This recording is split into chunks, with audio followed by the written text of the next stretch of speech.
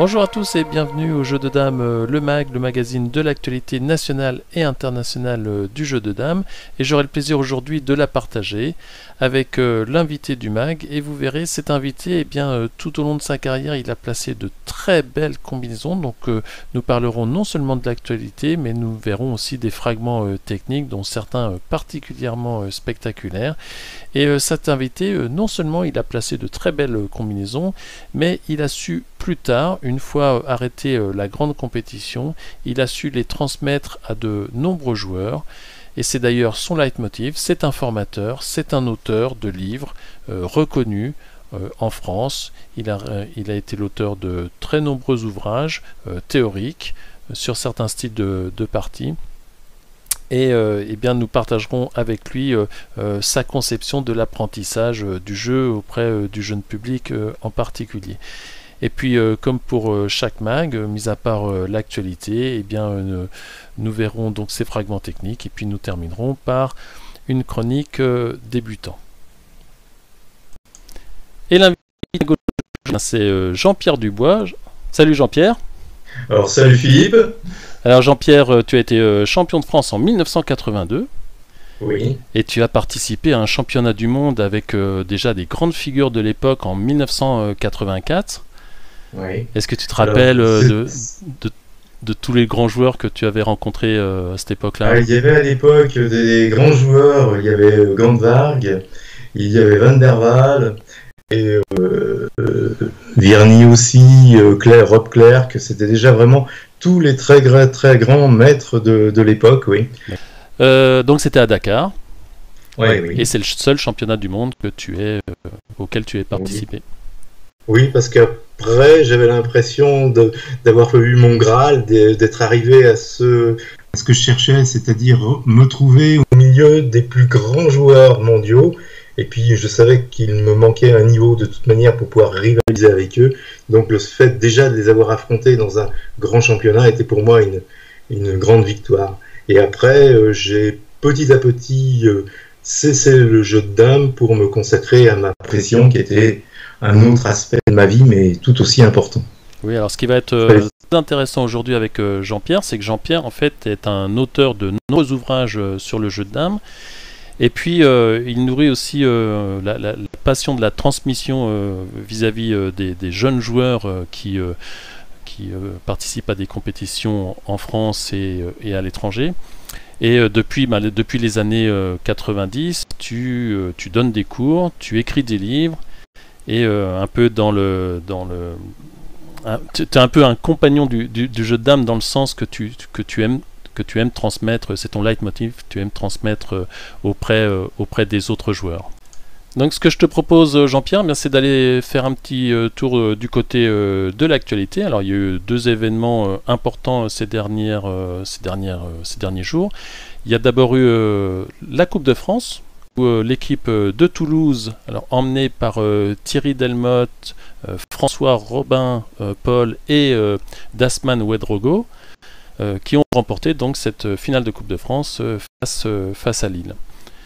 Et puis il y a eu un autre tour de la World Cup 2018 qui s'est joué à Flevoland et qui a vu une victoire très convaincante de Georgiev. Alors on regardera une partie de Georgiev, on va regarder son résultat, le classement à l'issue de cette épreuve-là, et puis après on retournera vers des combinaisons que tu as réalisées il y a déjà quelques temps, ou quelques-unes modernes, je ne sais plus lesquelles j'ai sélectionnées. Et puis ce sera pour nous l'occasion de voir comment on peut former et quelles idées tu as pour former les jeunes au jeu de dames actuellement, avec toute ton expérience. Voilà, donc on va aller du côté de Flevoland. Voilà, donc on a le classement de Flevoland, alors comme toutes les épreuves de la World Cup 2018, il y a des grands noms, il y a vraiment de grands joueurs. Alors on peut noter le retour de Vadim Virny, qui se place là deuxième, derrière Georgiev. Alors Georgiev qui finit seul en tête. Une surprise peut-être, le maître fédéral hollandais Rein van der Paal, qui finit à la troisième place, une troisième place très remarquée de Makundundiaï. Qu'est-ce que ces résultats t'inspirent, Jean-Pierre? Moi, surtout la victoire, évidemment, d'Alexander Georgiev, qui a été impérial pendant ce tournoi et qui a remporté, là encore, je l'avais déjà fait remarquer sur le forum, il a remporté 2 parties exceptionnelles contre un grand maître international, ex-champion du monde Val Neris, et également aussi contre un pratiquement grand maître international, Tommy Mbongo.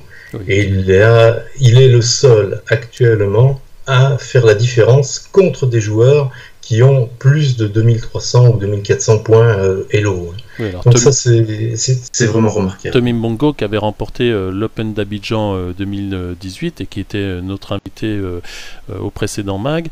Bon là, Tommy Mbongo a eu un peu moins de réussite, alors il a chuté justement contre Georgiev. Dans la même journée, Georgiev se permet le luxe de battre et Val Neris. Alors peut-être que Val Neris n'est pas très en forme en ce moment, on va regarder sa partie tout à l'heure. Et dans la même journée, je crois, Tommy qui tombe aussi contre Georgiev. Qu'est-ce qu'on peut remarquer aussi dans ce classement-là? Le très bon résultat de Macodou Ndiaye, le grand maître sénégalais. Le champion d'Afrique Ndiaga Samb qui finit à la 7e place. Et puis on ne voit que des grands maîtres internationaux et des maîtres internationaux. Bref, un tournoi très relevé. Bassirouba qui est toujours là, qui finit à 12 points également, donc à 1 point seulement de Georgiev. Bon, ce qui est de remarquable, oui, c'est vrai que Alexandre Georgiev finit seul. Alors, à noter chez les femmes, la première place de l'Ukrainienne Victoria Motrichko, la grand maître internationale féminine, devant la Russe Natalia Sadovska. Alors, il faut savoir que à Flevoland, eh bien, les femmes jouaient avec les hommes, et à l'issue du tournoi, eh bien, Victoria Motrichko, avec 11 points, était la première des féminines et remporte donc le tournoi chez les féminines. Voilà, l'homme de ce tournoi, le joueur à la une, c'est vraiment Alexander Georgiev. Alors, on a dit à un moment qu'il prenait sa retraite, en particulier pour les championnats du monde. Alors, est-ce qu'il va revenir au plus haut niveau dans un match mondial? Pour l'instant, on rappelle que c'est Alexander Schwartzman, le russe, également russe, qui est champion du monde, et qu'un match va se tenir très vraisemblablement à la fin de l'année, peut-être en Russie, entre Alexander Schwartzman et le jeune prodige Roel Boomstra.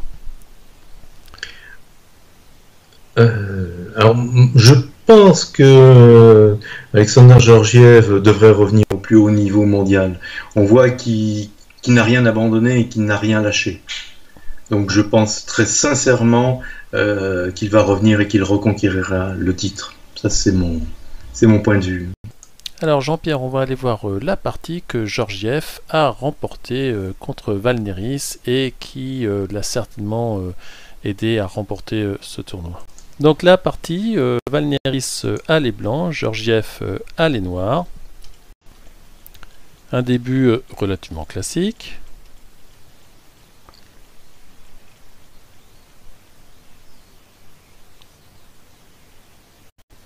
Et on rentre dans un système qu'on appelle la batterie de Chizov depuis les années 90. Alors là, un des moments cruciaux de la partie, c'est le fait que Val Neris n'attaque pas par 31-26. Parce que sur 31-26, il pourrait y avoir simplement la simplification par 23-28. Val Neris en fait décide de mettre le feu aux poudres par 34-29. La prise et maintenant l'attaque.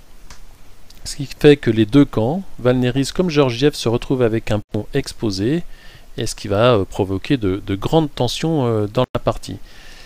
Mais malheureusement pour Val Neris, cette idée sera suivie d'une lourde défaite, en particulier après ce coup, 38-33 de Val Neris. Et là, Georgiev joue 20-25, et c'est à Val Neris de jouer. Alors Jean-Pierre, là, qu'est-ce qu'on peut dire de ce moment-là? Oui, à ce moment-là, Val Neris a de gros problèmes pour trouver un bon coup, puisque s'il le joue simplement, on va dire 49-44, il y a une petite combinaison du même style que celui de la partie, on joue 18-22, avec la prise en arrière, sinon on gagne un pion. Et ensuite 19-23 qui permet d'arriver à 43. Donc un petit passage à dame, suffisant soit à ce niveau-là. Si les blancs jouent 49-43, on se retrouve avec une combinaison exactement identique à celle de la partie. Donc on la verra plus tard. Et si les blancs jouent 45-40, là également il y a un passage qui aboutit à la case 45, de la même manière en jouant 18-22 et 19-23. Donc les blancs n'ont a priori pas vraiment de très bons coups à jouer, si ce n'est peut-être qu'ils devraient rechercher des solutions vers 42-37 qui est un coup extrêmement vilain positionnellement, ou 31-26 c'est pareil, quoi. Oui, alors là, on peut dire qu'il y a en fait deux aspects dans cette partie. L'aspect tactique qu'on va bientôt voir, hein, puisque Valneris en fait joue 42-38. Donc là, il va y avoir le coup Philippe.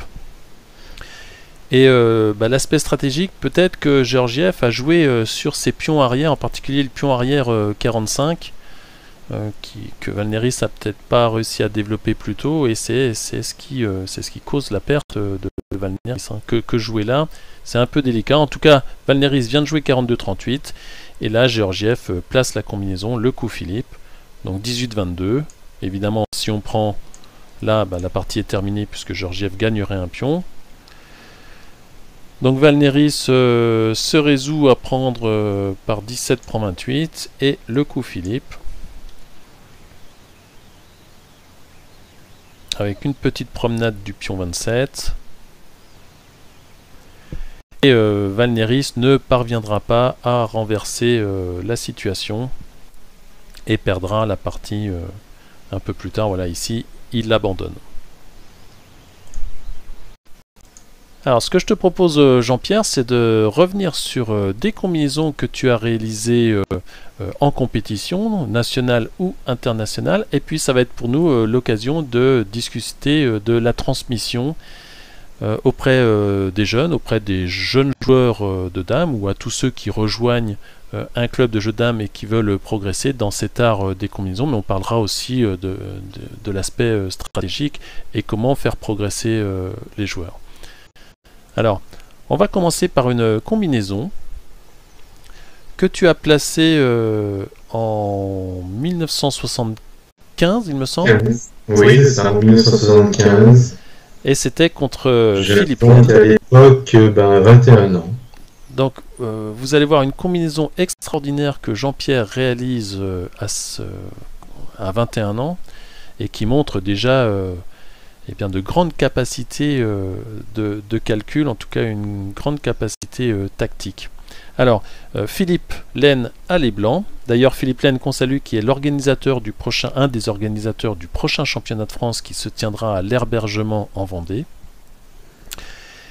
Et donc, là, vous êtes de jeunes joueurs en 1975, et Philippe a la mauvaise idée de jouer 29-23.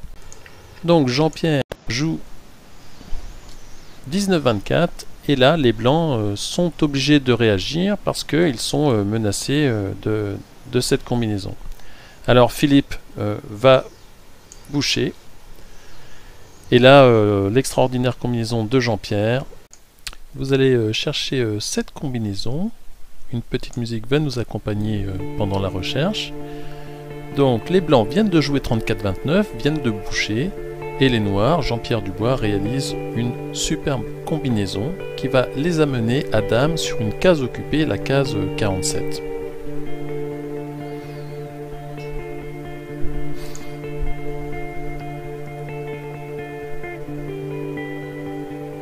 Vous allez voir une combinaison vraiment extraordinaire que tout joueur rêve de pouvoir placer en compétition.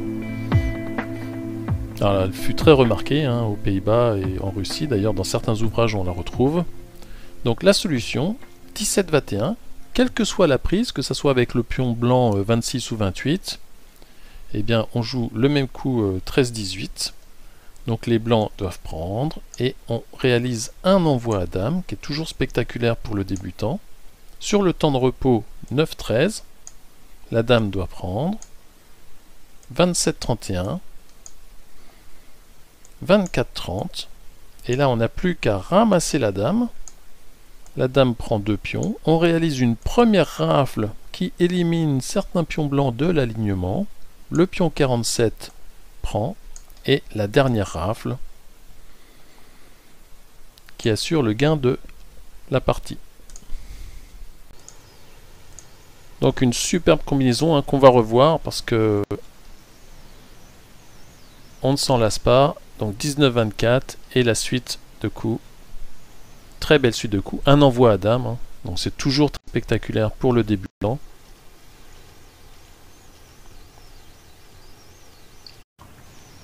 Voilà, donc une combinaison en 9 temps. Alors, dans cette combinaison là, par exemple, est-ce que tu as un moyen de t'assurer de la position finale? Comment tu t'y prends pour visualiser la position une fois que tu as... Parce que c'est toujours dangereux de faire une combinaison. Là, tu as perdu 2 pions. Alors certes, tu es à dame, mais on ne sait jamais. Il pourrait y avoir un crochet, que la dame soit récupérée tout de suite. Et donc, très belle combinaison serait simplement détruite par la suite du jeu. Donc, comment on fait pour s'assurer?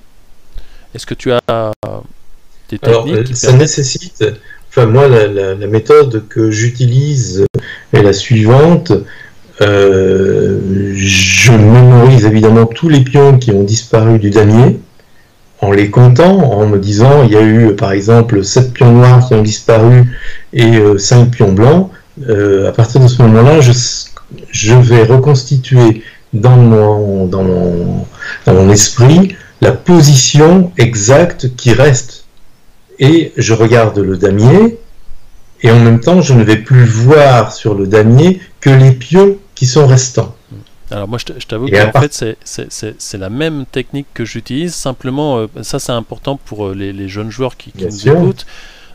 Donc on compte les pions qui disparaissent, on compte les pions noirs qui disparaissent, on compte les pions blancs qui disparaissent. On a évidemment compté combien de pions on avait au départ. Donc là, par exemple, c'est une position où on avait 17 pions de part et d'autre. On enlève les pions qui ont disparu chez les blancs et chez les noirs. Et donc, on s'assure à la fin de la combinaison de replacer exactement l'endroit où est arrivée la dame et de retrouver exactement la position de tous les pions du jeu. Et c'est seulement à partir de ce moment clair qu'on réalise la combinaison.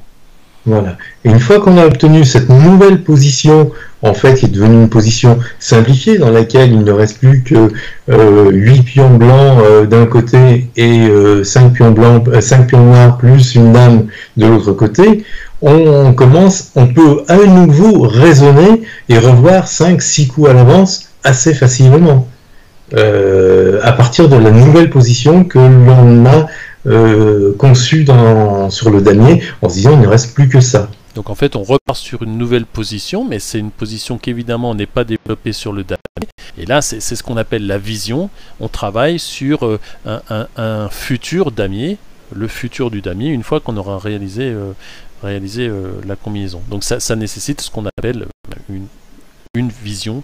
Je vais rebondir sur une combinaison que tu m'as apprise quand j'ai débuté au jeu de dames. Donc moi j'ai débuté un peu tard au jeu de dames, je devais avoir 22 ans, c'était dans les années 88-89 où j'ai vraiment débuté. Et là en fait j'étais au club de Villeurbanne.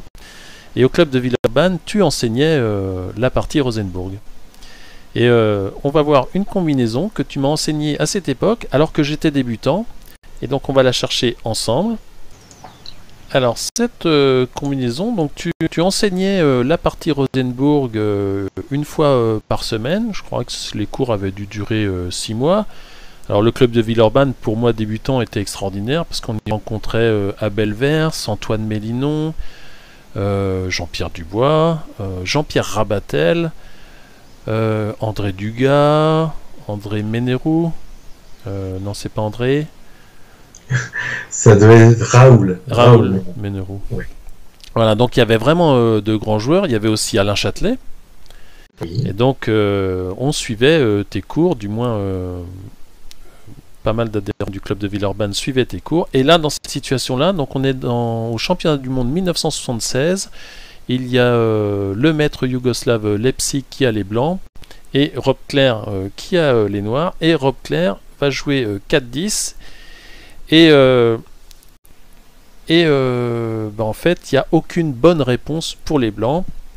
En particulier, sur l'attaque 37-32, il y a une combinaison. Et on va la chercher ensemble. Alors du moins Jean-Pierre la connaît, je la connais. Et il faut savoir que cette combinaison, c'est un débutant qui la cherchait. Et notre intermède musical va nous accompagner pendant la recherche de cette combinaison. Donc les noirs, jouent et gagnent.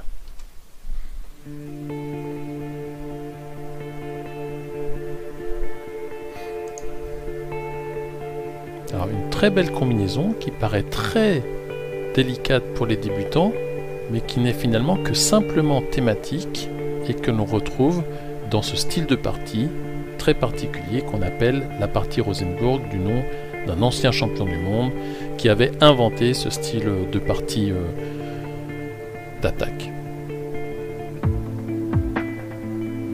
Style qu'il avait inventé pour lutter contre en particulier les champions de l'époque des années 1950.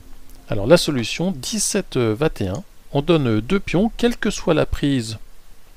Ici, si on prend avec le pion 26, mais on pourrait prendre avec le pion 28, ça reviendrait au même, puisque le temps d'après, le pion 28 doit prendre également 2 pions. Et là, le coup caractéristique, 18-22, on installe la rafle, 22-28, et on n'a plus qu'à faire 24-29, et la rafle caractéristique de ce que l'on appelle le coup Napoléon. Et ce pion blanc ne parviendra jamais à dame, puisqu'il doit prendre, et la position, la partie est gagnée pour les noirs avec cette dame. Voilà, donc encore une fois une combinaison qu'on peut enseigner, pourquoi pas aux débutants. D'ailleurs, Jean-Pierre, qu'est-ce que tu conseilles lorsqu'on a des débutants en face de nous qui veulent apprendre le jeu et en particulier veulent progresser au niveau des combinaisons? Au niveau des combinaisons, j'ai créé avec l'aide de Jean-François Latapie sur le site Allons à Dame, qui est toute une méthode très progressive pour apprendre à faire des combinaisons. Et ça commence avec les combinaisons en 2 temps et ça va jusqu'aux combinaisons en 12 temps. Et ça permet normalement à un joueur qui commence à jouer et qui va y consacrer une dizaine de minutes, voire un quart d'heure par jour, de parvenir à avoir les combinaisons les plus développées. Voilà, donc vous tapez simplement Allons à Dame tout attaché sur votre moteur de recherche favori et vous tombez sur cette page-là et dans Ouvrages, eh bien, vous aurez en particulier le sens du jeu avec l'apprentissage, les premières combinaisons et puis le perfectionnement. Donc un ouvrage signé Jean-Pierre Dubois. Alors Jean-Pierre en a écrit un nombre relativement important. En fait, tu as toujours voulu transmettre. Hein. Ah oui, depuis 1982, après le championnat de France, j'avais écrit un livre pour les débutants qui doit s'appeler Pratique du jeu sur la droite et qui était paru aux éditions de Vecchi. C'est le petit livre que l'on voit avec la couverture rouge sur la droite. Alors ça, c'était ton premier livre. Il y en a eu d'autres. Alors moi, je me rappelle le premier livre sur la partie Rosenburg, c'était un grand livret A4, des photocopies, un livret bleu que j'ai gardé très longtemps. Et là, dans mes affaires, j'ai beau chercher et je ne retrouve pas ce grand livret bleu qui était le début de ton ouvrage qui allait paraître un peu plus tard sur la partie Rosenburg. Tu as ensuite fait la partie Keller, hein, parce qu'il y a peu d'ouvrages en France techniques sur les styles de jeu. Donc tu as écrit 2 livres assez complexes, hein, parce que la partie Rosenburg et la partie Keller sont quand même des parties très tendues et très difficiles pour le débutant. Alors ça ne veut pas dire que les débutants ne doivent pas jouer ces parties-là. Moi j'encourage toujours, je ne sais pas si tu es de mon avis Jean-Pierre, j'encourage toujours les joueurs débutants à pratiquer tous les styles, même ceux qu'ils ne maîtrisent pas. Oui, tout à fait. Parce que ce qu'il faut savoir, c'est que leur adversaire ne le maîtrise pas non plus. Donc ça permet de toute manière à celui qui a le plus d'idées et d'initiatives de remporter la partie, quel que soit le système. Alors que si on joue sur un système qui est un petit peu trop connu, il est également trop connu par l'adversaire. Donc ça, Oui, puis j'encourage vivement.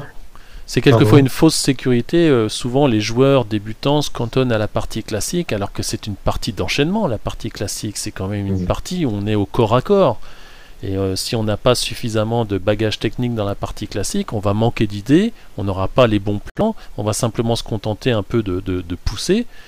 Et à la fin, contre un joueur expérimenté, il n'y aura pas photo, quoi. C'est exactement ce qui se passe. C'est une fausse sécurité. Donc je recommande, et je suppose que tu es pareil, il faut jouer des parties de Marchand de Bois, il faut jouer des parties Rosenburg, il faut jouer... la partie Keller, c'est peut-être un peu plus délicat. Pas forcément. Pas forcément. Il faut y aller, quoi. Il faut placer des pions taquins, se les faire manger, et puis petit à petit on apprend. Et en tout cas, il faut avoir l'initiative. Hein. Ce que les joueurs de Go appellent le sente, c'est pareil aux dames. Si on se laisse marcher dessus, la partie se finira de toute façon avec certainement une bulle au panneau des résultats. Hein. Oui, c'est ça. Donc autant y aller avec panache. Voilà, autant se battre. Donc on revient, Jean-Pierre, sur les méthodes disponibles sur le site Allons à Dames. Alors en particulier la méthode que tu as développée pour développer un sens tactique. Donc les combinaisons. Et donc ici on a tous les points de ta méthode. Donc voilà un grand nombre d'ouvrages, hein, y compris les ouvrages qu'on peut trouver sur le net.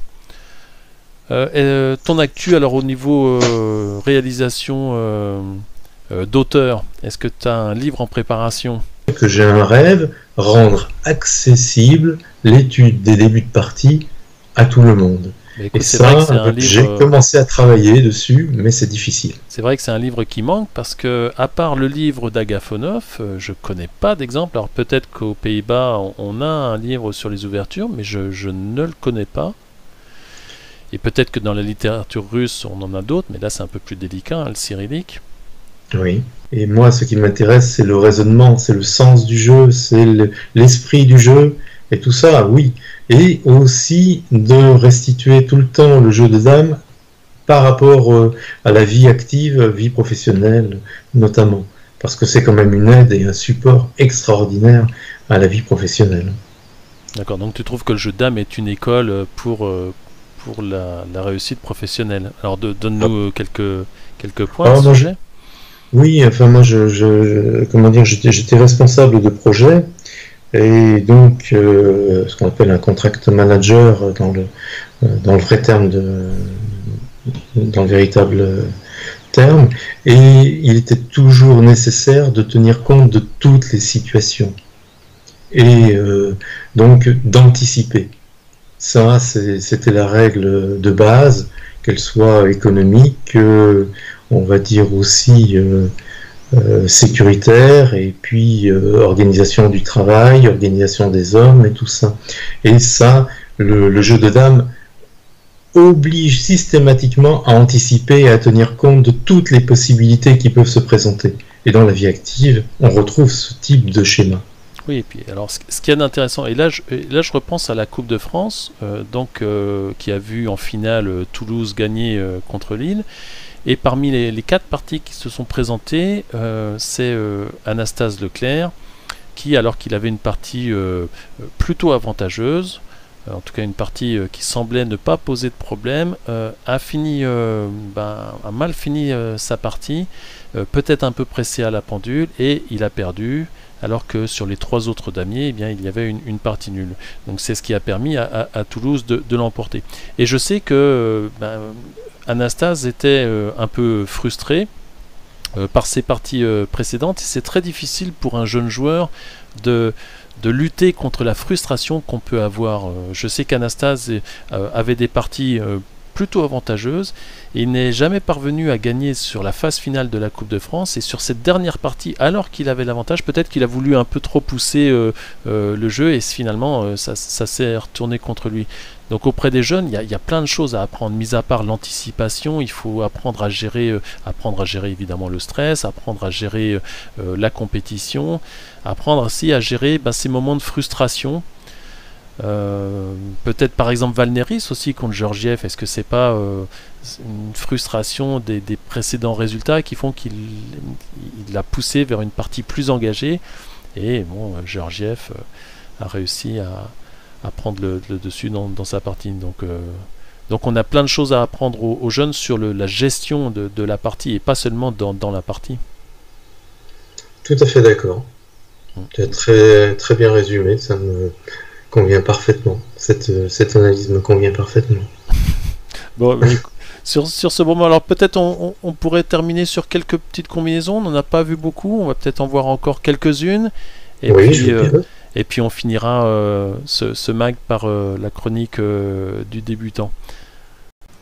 Alors une combinaison, Jean-Pierre, que tu as placée contre Ruud Palmer. Alors c'est pas vraiment une combinaison qui t'a fait gagner, mais c'est quelque chose qu'un joueur doit savoir faire, c'est estimer sa position, savoir qu'il ne peut pas la gagner. Et là, en l'occurrence, tu avais les blancs et tu étais dans une situation un peu inconfortable. Ruud Palmer vient de jouer 20-24 et on va pas analyser, en tout cas, c'est peut-être pas le coup qui lui permet de gagner, car tu vas faire une combinaison qui te permet d'annuler la partie. Alors, on va la chercher avec une petite musique qui nous accompagne. Et donc, les blancs réalisent en fait une remise, c'est-à-dire une partie nulle. Je sais pas si tu te rappelles de cette partie contre Ruud Palmer. Non, pas du tout, là je redécouvre, ça me fait plaisir, mais je vois la combinaison bien sûr, mais c'est... Par contre, je m'interrogeais, était-il vraiment nécessaire de la faire d'ailleurs? Parce que si j'avais donné 2 pions pour 1, je passais à dame, ça n'a pas l'air d'être si mauvais que ça non plus. Donc, oui, c'est vrai. Bon, en tout cas, tu t'assures de la nulle en jouant 36-31, un envoi à dame, et là le petit collage, un coup important pour les débutants, on vient coller sur un pion, la dame doit prendre 2, et on prend 4 pions, il ne reste plus que 3 pièces. Ruud Palmer ne peut en tout cas plus gagner cette partie et la partie sera déclarée nulle. Alors, autre situation, on est en championnat de France en 1978 et tu joues contre Henri Cordier, le papa d'Arnaud Cordier, un grand maître international, multiple champion de France, joueur qui a dominé le début du XXIe siècle en France.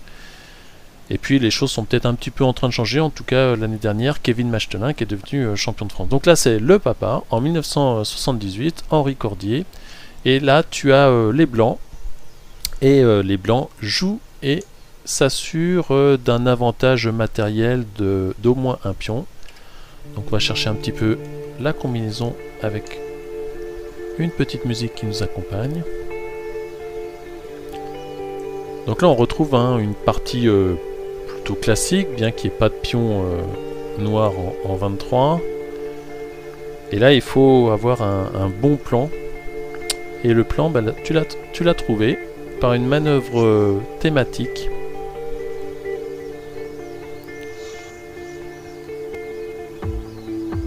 Alors qui est fondée sur la tactique. Et ce coup que beaucoup de débutants ne voient pas, c'est 27-21. Et l'attaque qui va suivre, 21-16. Alors pourquoi ce coup est très gênant? Parce que sur 21-16, qui va suivre, on ne pourra pas jouer 13-18. Par exemple, admettons 10-15, 21-16. Sur 13-18, eh bien, il y a simplement une petite combinaison. On donne ici, et sur par exemple cette prise-là, on redonne, on casse l'alignement, et on fait une dame. Donc là, eh bien, la dame est reprise, mais on gagne le pion. Voilà, on gagnera le pion. Donc là, les noirs sont sous pression et doivent trouver un bon coup pour s'en sortir. Oui, donc là, c'est au noir de jouer. Alors en fait, Henri Cordier jouera bien 10-15, mais il n'y a pas vraiment de solution. Sur par exemple 11-16, eh bien, on joue simplement 48-42, et puis on gagne le pion ainsi, et même le débordement. Et il n'y a pas de bonne alternative pour les noirs. Sur par exemple 17-22, eh bien on joue pareillement 48-42 et on s'assure du gain de ce pion. Alors une autre très belle combinaison que tu as placée, c'était contre Michel Izard, le maître international Michel Izard, hein, un des très grands joueurs qu'on a connu dans les années 60 en France. Et là, c'est la Coupe de France en 1976. Tu as les noirs et Michel Izard a les blancs. Alors Michel Izard va jouer un coup en apparence anodin et puis qui est plutôt bien vu au niveau stratégique. Il va former certainement une flèche avec le pion 49. Il va venir placer le pion 49 peut-être en 38. En tout cas, Michel Izard joue 49-43 et là tu places un forcing où bien Michel Izard ne peut rien faire derrière. Donc je vous laisse chercher ce coup qui est un très joli coup, un très beau forcing placé contre le maître Izard, le joueur à la cigarette. Je sais pas combien de cigarettes il fumait. Il faut savoir qu'à cette époque-là, on fumait dans les salles de tournoi. Je sais pas si c'était un grand fumeur, hein, il me semble. En tout cas, moi je le connais par les photos où on le voit très souvent avec une cigarette. Oui, je confirme, c'était un très grand fumeur. Voilà, donc c'est à Jean-Pierre Dubois de jouer. Et là, Jean-Pierre fait un coup qui, en apparence, est pas très joli, 19-24. Mais ce qu'il y a de superbe, c'est que eh bien, les blancs n'ont rien derrière ce coup. Alors pourquoi ils n'ont rien? Mais parce que ils sont menacés de cette combinaison-là, 24-30, l'envoi à dame. Et une fois que le pion est en 4, eh bien on donne par 12-18, la dame prendra et on viendra réaliser une rafle. Et aucun coup n'est correct. Évidemment, celui-là laisse un coup direct, par 17-21. Ici, bien, on a toujours la combinaison. Il n'y a aucun moyen d'échapper à la combinaison. Alors Michel Izard va donner son pion, va attaquer, mais le coup existe toujours. On renvoie, on envoie la dame, 12-18, la dame prend, et Izard a essayé de lutter encore un peu, mais a dû se rendre à l'évidence. La partie était perdue. Voilà, là il abandonne. Bravo Jean-Pierre, hein, super. En fait, t'étais un joueur quand même de combinaison, hein. Tu as placé de très belles combinaisons. Oui, il y en a quelques autres aussi. Ouais. Ah, donc on pourrait en fait, encore... c'est un ensemble, hein, c'est toujours position et combinaison. L'un va toujours avec l'autre. Oui, mais il y a des joueurs de position qui ne placent jamais de combinaison. Donc ça veut dire quelque part qu'ils ne cherchent pas vraiment les combinaisons, en tout cas ils ne les anticipent pas. Mais on peut pas être un joueur de position sans combinaison. Ah oui, non, mais ce que je veux dire, c'est qu'il y a des joueurs qui oublient, enfin qui sont peut-être moins tactiques que d'autres, qui vont pas aller chercher la combinaison. Dans les joueurs modernes, il y a, je suppose que tu as vu le jeu de Jan Groenendijk, le jeune hollandais, le jeune prodige hollandais. Lui, c'est un joueur de combinaison. Dès l'ouverture, il tente, d'ailleurs il se met quelquefois en position plutôt dangereuse pour placer des combinaisons somptueuses. Oui, c'est vrai.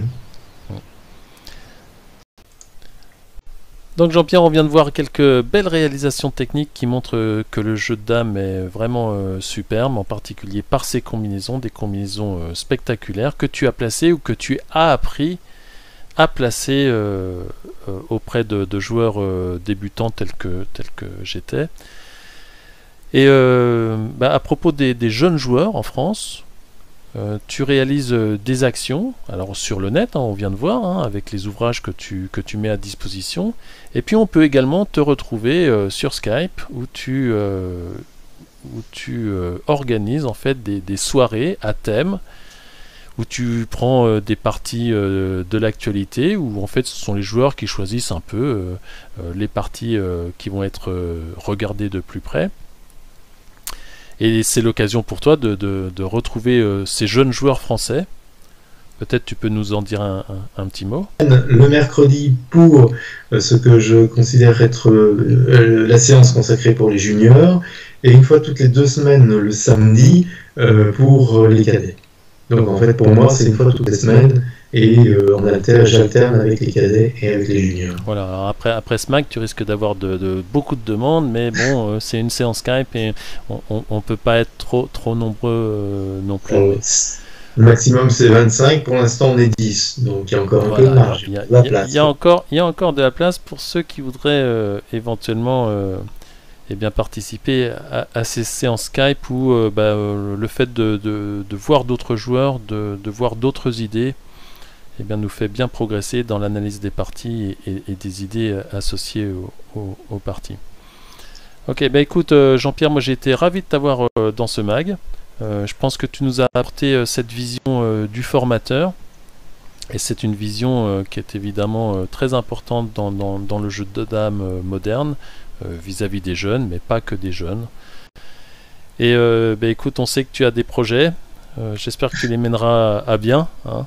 Une bonne petite anthologie des ouvertures dans le jeu de dames, je crois que ça pourrait t'occuper pour quelques années encore. Ah ouais, là il y a de quoi faire, Ok, bon écoute. En tout cas, merci de l'invitation, c'est vraiment un plaisir. J'espère que cela pourra donner envie aux jeunes joueurs et aux joueurs de tous les niveaux, à la fois d'aller voir sur le site internet, mais aussi de nous rejoindre. Parce que nous, ce qu'on cherche à faire, c'est à être un club, je dirais, et Skype, c'est bien, parce qu'on peut être partout dans la France, quoi. Il n'y a pas de nécessité, il n'y a pas d'obligation d'être tous au même endroit. Ça, c'est une liberté extraordinaire. Donc la transmission, un livre ouvert en fait, Jean-Pierre. Bon écoute Jean-Pierre, bon vent. Et à bientôt sur Skype en tout cas. Salut Jean-Pierre. Merci beaucoup Philippe. Au revoir. Donc Jean-Pierre Dubois, un grand joueur des années 80 et qui ensuite s'est consacré à la transmission de ses connaissances auprès du jeune public, mais pas que, par ses différents livres et ses différentes contributions sur le net. Alors on va finir par la chronique débutant. On va voir en particulier quelques combinaisons simples qu'a réalisé Jean-Pierre Dubois. Il faut savoir que un très bon joueur est un joueur qui ne laisse plus de coups directs. Donc avant d'être ce très bon joueur, vous allez encore commettre beaucoup de gaffes et vous allez encore laisser des coups directs. Alors on va voir des combinaisons réalisées par Jean-Pierre Dubois, mais aussi des combinaisons qui ont été réalisées pendant l'Open de Flevoland. Et vous allez voir que même si les joueurs sont avertis, ils laissent quelquefois des combinaisons très simples. Alors la première combinaison oppose Jean-Pierre Dubois à Abel Verse. Abel Verse a les blancs, Jean-Pierre Dubois a les noirs. Verse va attaquer le pion, Jean-Pierre répond. Et là, Abel Verse commet l'erreur et joue 45-40. Il y a eu une petite combinaison. Alors c'est pas tout à fait un coup direct, c'est un coup en 2 temps. On donne et on réalise la rafle ici. Une petite promenade au pion 35, on joue 24-30, le pion 35 prend 2 pions, et on redonne 2 pions, et on a une rafle qui mène à dame. Alors il faut savoir, règle pour les débutants, que ici lorsque les blancs prennent ces 2 pions là, ils ne deviennent pas une dame. Le fait de s'arrêter sur une case d'amante ne suffit pas, il faut aussi arrêter, et pas seulement passer sur la case d'amante. Donc là c'est toujours un pion, ça n'est pas une dame. Et Jean-Pierre conclut ici la partie. Alors, à l'Open Flevoland, aux Pays-Bas, qui vient de se terminer, est arrivée cette situation. On a une Diagassambe avec les Noirs, le champion d'Afrique, qui joue contre Jaap van Haal. Et Jaap van Haal a eu la mauvaise idée de jouer 38-32. Et là, les Noirs exécutent très simplement leur adversaire en réalisant un coup direct. Donc un coup direct, c'est on donne et on ramasse. Donc il suffit de regarder quel pion on peut donner. On peut donner ce pion-là. On peut aussi donner ce pion-là. Mais ça ne donne rien. En fait, ici, on a simplement 23-29. Et les blancs ne peuvent pas prendre 2 pions, mais sont obligés de prendre 3 pions. Et on prend 3 pions et on va à dame. Autant dire que les blancs ont abandonné aussitôt. Ce qu'on appelle une gaffe, parce que Jaap van Haal n'est pas un joueur débutant, loin s'en faut. Alors pour terminer, une combinaison réalisée toujours par Jean-Pierre Dubois contre Otello Afatati en 1984. Et cette combinaison va utiliser le pion de bande qui est placé sur la case 15 noir. Ce pion en bas à gauche du damier. Alors ce pion de bande n'est pas à une mauvaise place, hein. Il y a beaucoup de parties qui se jouent avec des pions de bande parce que ça crée des parties très tendues, très difficiles au niveau tactique.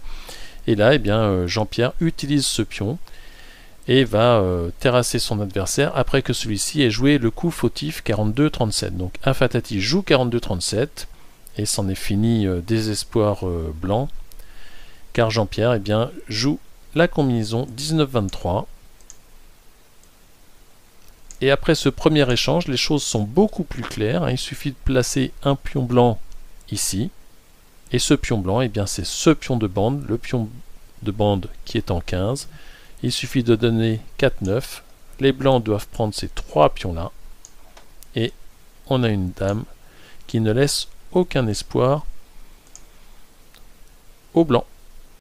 Voilà, le jeu de dames, le mag numéro 3, c'est terminé. Je vous retrouve en septembre. Le mag fait relâche cet été. Et d'ici là, eh bien, bonne lecture, bonne partie. Et à bientôt pour le prochain mag en septembre. Au revoir.